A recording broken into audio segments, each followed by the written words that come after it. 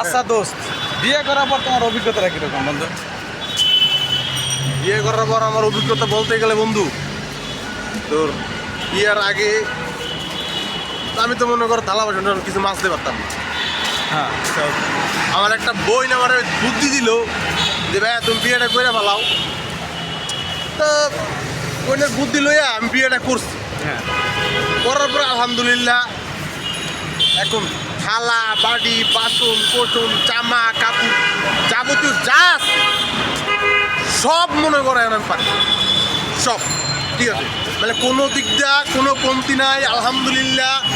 ভাই যদি থালা বাসন কী কমন দর্শক যে থালা বাসন জামা কাপড় অন্যান্য এই যে ঘরের যাবতীয় যত কাজ কেউ যদি না পারেন তাহলে একটা বাস্তব অভিজ্ঞতা বিয়েটা কইরা ফেলবেন।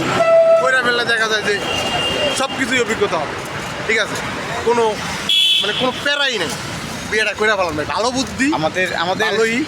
আমাদের ছেলে যারা বন্ধুরা আছে বা যারা বিয়ে করার আগ্রহী, তাদের জন্য একটা ওদের জন্য একই টপিক, ঠিক আছে।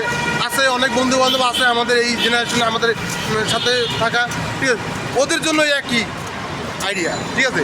ওরাও বিয়ে শাদী করলে দেখা যায় যে খুব শীঘ্রই এই সমস্ত ঘরের কাজগুলো না জানে ওগুলো অবশ্যই অতি শীঘ্রই আর কি শিখতে পারবে, এই আর কি। অতি শীঘ্রই শিখতে পারবে।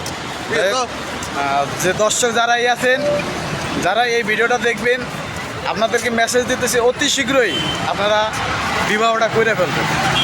এটাই আমার বন্ধু ফয়সাল আপনাদেরকে বুঝাইলো বিয়ে করার যে কতটা মজা বা কতটা আনন্দ।